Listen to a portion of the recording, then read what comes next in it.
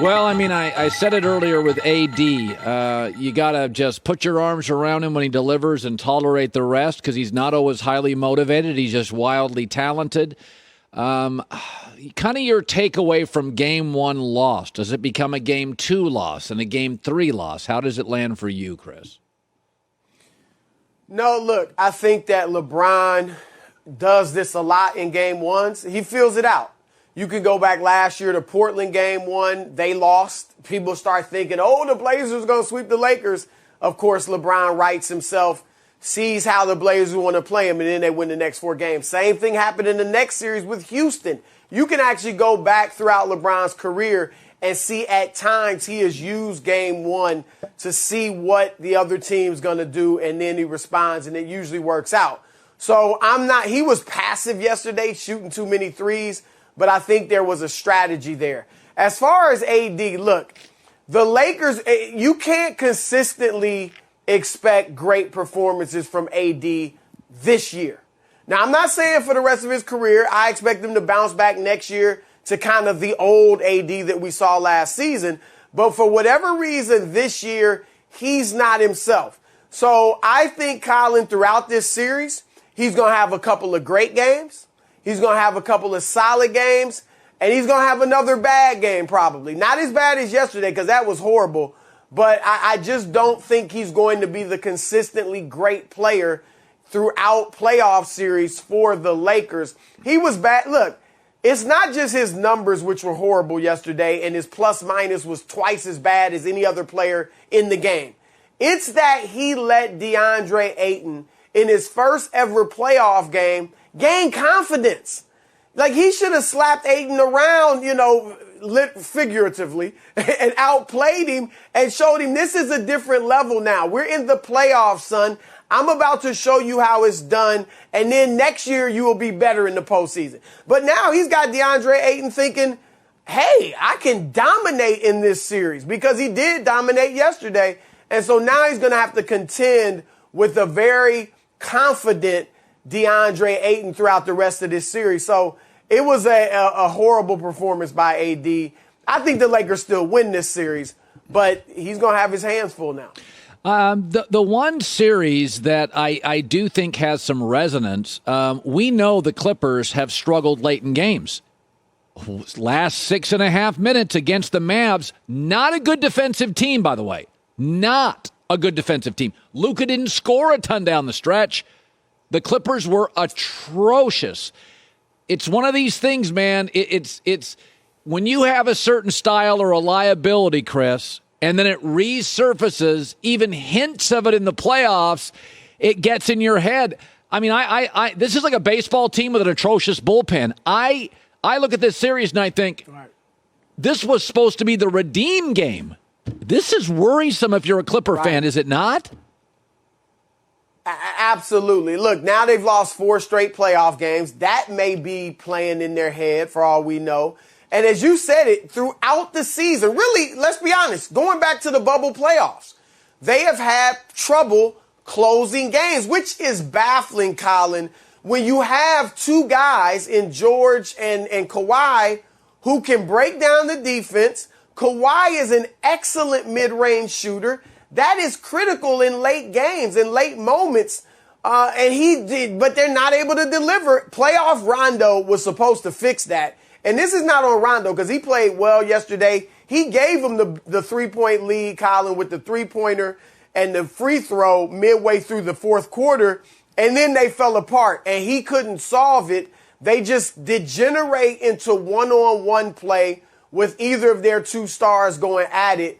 And of the top 6 seeds in each conference in the playoffs, the Clippers were the worst in clutch time play throughout the season. So they could lose this series. There's no ifs, ands, or buts about it. And look, when the Clippers signed Kawhi Leonard 2 years ago, they felt we are going to have the best player in every series we play going forward.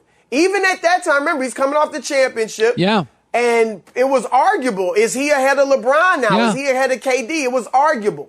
So they've played 3 series, or this is the 3rd one. He hasn't been the best player yet. It was Luka, It was Jokic, and it's Luka again. Yeah. And I want to see Kawhi go to Ty Lue. I want to see him go to Ty Lue and say, look, give me Luka. I want him. And I get it that they're running pick and roll and they're creating switches. And so Kawhi's not going to be able to be on him for 40 minutes. But I want to see Kawhi take up the challenge like we've seen LeBron or Jordan or Pippen or any of these other great defenders do in the past. Kawhi is 29.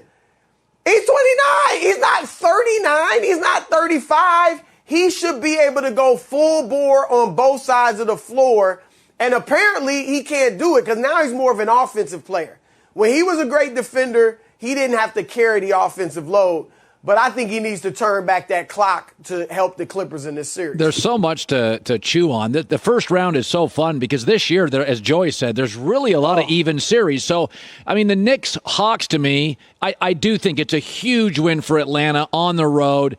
But, I said this earlier. The Knicks they're all in. Yesterday I got Alec Burks, Nerlens Noel, Reggie Bullock, and old Derrick Rose.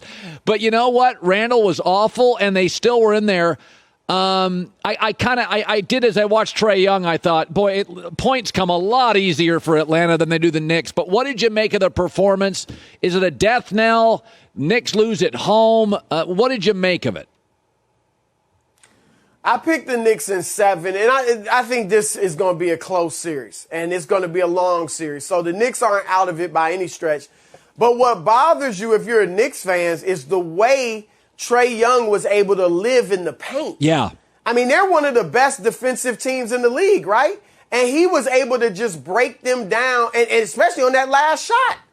And he just got in the paint and finished.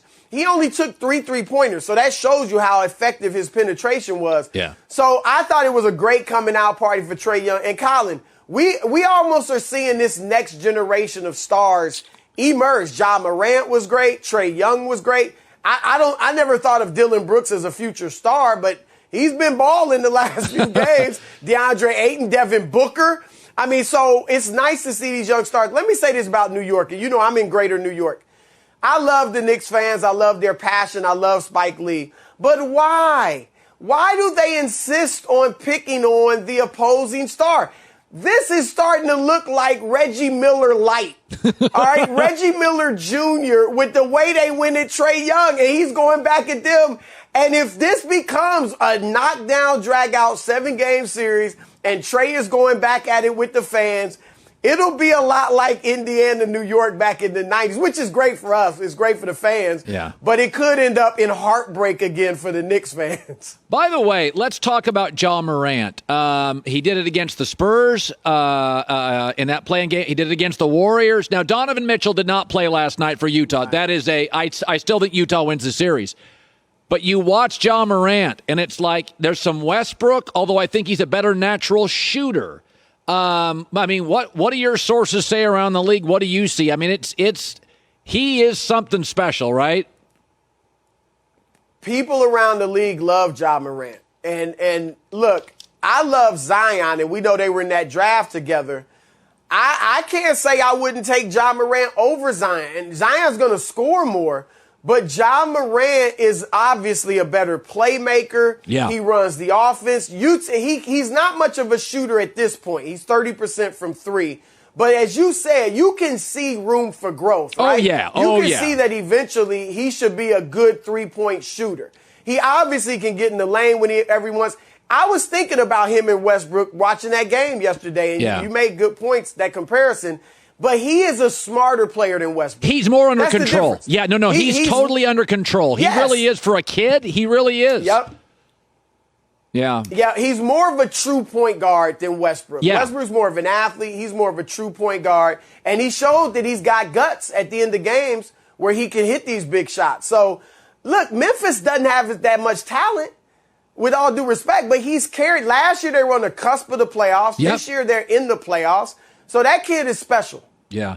By the way, it is, I kind of roll my eyes at Giannis is going to be the face of the league 3 years ago. And I said, listen, man, he doesn't shoot. I do wonder if it's getting worse. That 10-second violation that everybody complained about, you know what that was? is everybody in the league has a kind of a free throw routine. That was in Giannis's head. And I thought, oh, this is a problem now. This Absolutely. is game one of a series. I watched that and I thought, oh, boy, now it's one thing to struggle at the line. It's another when you're sitting there doubting yourself. What did you make of the game and Giannis' shooting down the stretch?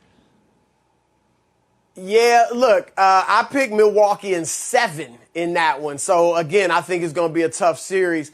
But this is the Bucks' problem. This is why I don't see them being able to beat Brooklyn. You know, if Brooklyn's healthy, no way I see them being able to beat Brooklyn because who is their go-to guy? It's Chris Middleton. We saw it. It's Chris Middleton. Giannis, yes, he's great. He's phenomenal, all that. But at the end of games, when they need a bucket, heck, even during games, they go to Chris Middleton. And Chris Middleton is a very nice player. He's an all-star here and there. But if he's your go-to guy, no. And he had a great shot yesterday. Congrats to him. But that's their issue. And that's why Chris Middleton can't be the go-to guy on a championship team. That's right. He can be that on a pretty good team, which is what they are. But Giannis, until and look, I've had a formerly great player in the league and now who works in the league tell me he thinks Giannis is a 2. Is the second guy precisely because you can't go to him when you absolutely need a bucket. Look at all the ones around the league. Luka, LeBron, we could go on and on. When you need a bucket, you can give it to them.